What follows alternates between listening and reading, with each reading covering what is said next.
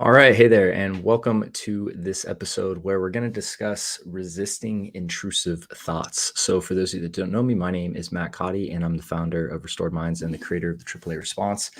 And before we dive into the video or the episode, I want to just ask if you could please show your support for our show by liking and subscribing, as well as leaving a comment, and also maybe going as far as leaving a review on iTunes, as it helps the algorithm of the show and helps us get this information to people that need it.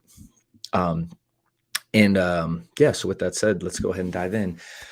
This is the Monday right after the Super Bowl. I hope you, for those of you that watched the Super Bowl, hope you enjoyed it. And for those of you that hate watching sports, then or football, then I'm probably just glad that football season's over. So either way, just wanted to say that real quick.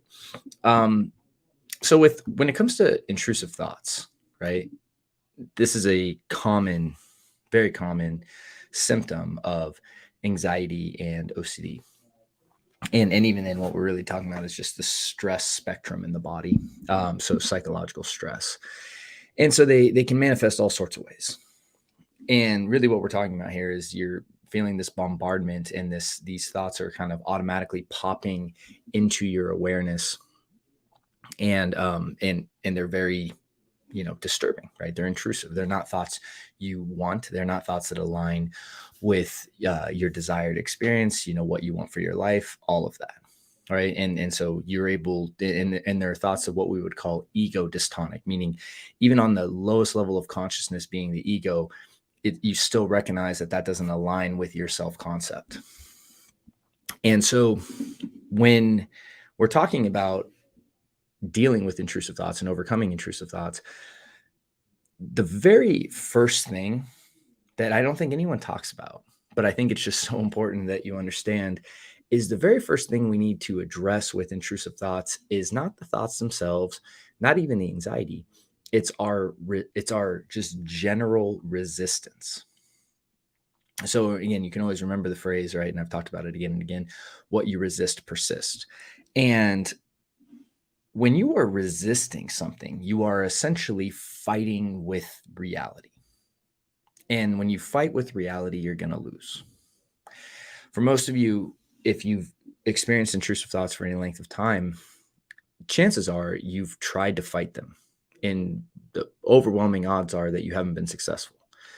Because if you had, you wouldn't be listening to this episode, right? Or seeking help. Because if resisting and fighting them off was an effective strategy, then it would work, and it doesn't.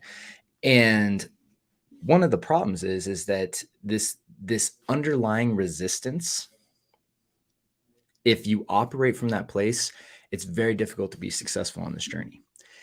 And very, very few people talk about this idea. So I thought it was important just to address this one aspect in this episode of resistance.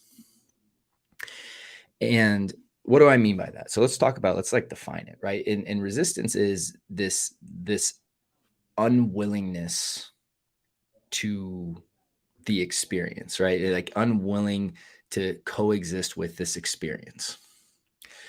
And for many of you, you're like, yeah, of course, I don't want these thoughts, right? And I get it.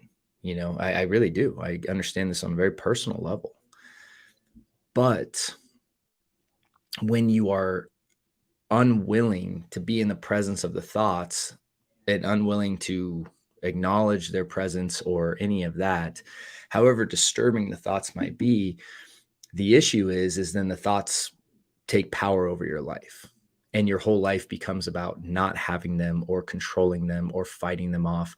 And then as that happens, your life becomes smaller and smaller and smaller and smaller. This is really the issue that we're talking about with OCD and anxiety. Most people, when they are trying to describe their experience with OCD and anxiety, what they often say is, hey, I want to get rid of the thoughts and feelings. But what someone would measure, right? Like if you were working with me or you worked with someone else, and you're completing like an assessment tool, what the assessment generally measures is how much time you spend attempting to, and how much time you spend engaging in behaviors that are going to fight off or get rid of or remove or eliminate the thoughts and feelings that you don't like. And this all predicates, which really is like all stands upon this idea of resistance. So what most people do is they learn about skills. And what they think is, hey, what I'm going to do is I'm going to put more effort into these skills. And so I can fight them off even harder. And they use the skills from a place of resistance.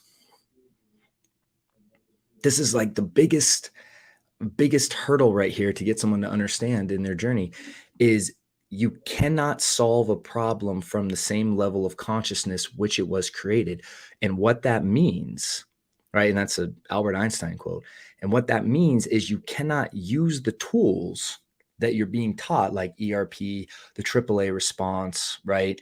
Or whatever tool you're trying to use from the level of I'm resisting this and I'm going to solve this, right? So many people treat the intrusive thought problem with like a whack-a-mole mentality, like, oh, I'm just gonna will my way through this. I'm gonna fight off everyone. In fact, I'm gonna work so hard that I'm gonna eliminate all of them. And it doesn't work. That doesn't work. Okay. Be very transparent. The paradox here is the more effort you put into this, the more likely it's not going to work. I know, like I always say, everything with this is like a huge grand paradox. The more effort you're putting into trying to recover, quote unquote, and usually that word recover usually means is predicated in resistance too. So it's like, I need to recover, meaning I need to eliminate all my thoughts and feelings. And that resistance, which then, and that resistance, then everyone builds upon, right? The resistance there. This is the main hurdle, in my opinion, that most people have is this underlying resistance to everything. And then trying to use the tools to, I don't know the word that I'm looking for right now, but use the tools to, essentially achieve what their resistance wants them to achieve. Instead of, right? I mean, if we're really talking about what something like ERP is, or exposure and response prevention is, we're talking about the exposure to the event or the thing that you don't like, in this case, the intrusive thoughts, and then the response prevention, meaning I'm not going to engage in the safety behaviors that I do to eliminate or get rid of the intrusive thoughts, right? And so essentially what we're doing is we're dropping our resistance to them, because all the behaviors we do are evidence of resistance. So that's the issue, right there, is that there's this underlying resistance. And the very first thing that I think, I mean, it's absolutely necessary, right? And even when you like, one of the things I like about the book Letting Go with Dr. Hawkins, who is just brilliant, is he says, when we're talking about even dealing with emotion, the very first thing we need to let go of is our resistance to the emotion before we even deal with the emotion itself. And again, probably in the next episode here, I'm going to talk more about emotion and the idea of resisting emotion. But if you try to fight with reality, and the reality is that you're being bombarded with intrusive thoughts, if that's what you're experiencing, that's going to create immense tension and conflict in the present, in your body and in your life, most likely. And it's going to be very chaotic. And you perceive, most of the misperception that we usually anchor into is that the thoughts are causing this discord, when really it's our resistance to the thoughts that are really causing all that discord and chaos as a very like first step. This is why changing our first step of dropping our resistance is foundational, because then we start putting the tools in from a different level of consciousness. And in my book that I just finished, From Stuck to Unstuck, that idea, right, of we need to apply these tools from a different level of consciousness is everything to be successful in this journey. So when we're talking about intrusive thoughts, instead of perceiving and you being so convinced, Because again, if you're convinced that that's the issue and you're just like, this is what the issue is and I need to solve this, that's what you're going to pursue to solve. And my bet would be is that if you haven't had success doing that thus far, you're not going to have success doing it in the future with the tactics you're using and the, more importantly, like the consciousness that you're applying to this. So if you want to actually move towards a healthier internal environment, meaning a more balanced, emotional system and mind, the first thing that needs to happen is actually a drop or a letting go of your resistance to the thoughts. Because if you let go of that resistance, then we can actually start applying the tools from a higher level. And I think in my experience, you'll be much more successful, especially with the AAA response.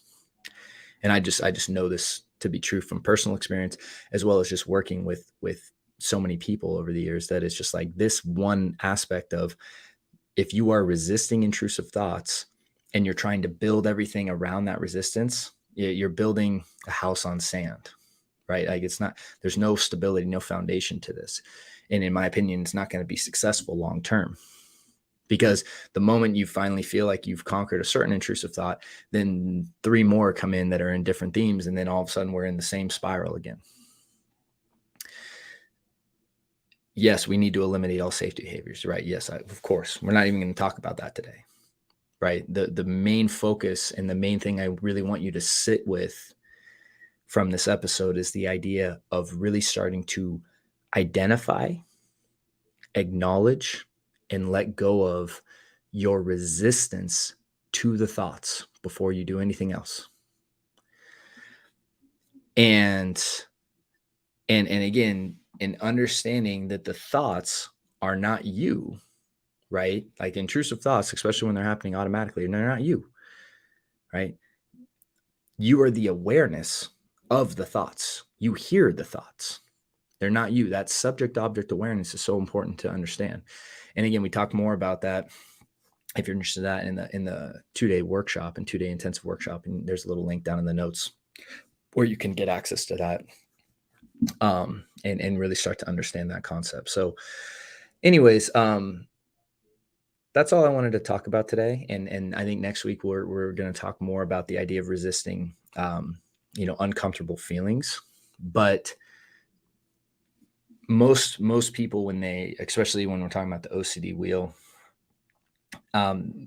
they generally get caught with an initial experience of intrusive thoughts or some type of racing what if thought, and understanding that when you resist, what you resist persists. So your resistance to it, if it is persisting, there's resistance. And like that's such a important staple to first, instead of trying to control the thought, instead of trying to control the feeling, let me start working on letting go of my resistance to this, and letting go of trying to fight with what is currently happening, instead of and then learning to actually move into more of a acceptance of like, okay, this is actually what's happening. These thoughts are happening, they're present. But again, that's not a reflection of you. It doesn't mean you need to do anything with them, doesn't mean you need to follow them, doesn't reflect anything else other than their intrusive thoughts, right? Like in my experience, there's not this deeper meaning there that you need to go pursue and figure out or any of that. But we have to stop resisting their initial presence to be able to start doing the right things, like putting the AAA response into practice. So hope this was helpful. And again, appreciate your support by liking, subscribing, leaving a comment and review. And if you have any questions that you would like me to answer on the show, we're starting a new frequently asked questions segment. And there's a little link down in the notes as well where you can submit questions. And then every week I answer a question, just to give you the ability to be able to submit questions that I know that you guys have, so that I can try to put helpful information out. Also, again, my new book is coming out. Should be available by the end of this week, maybe next week. So if you head over to restoredminds.com, we'll have a link on the homepage for it, as well as will probably be a link in this episode as well. And then if you're interested in coaching or getting guidance and really working with me on a deeper level here, right? And really, getting some direct guidance from myself and my coaching team, then from there, if you're interested, please check out restoredminds.com/apply, where you can fill out an application for our TBC program.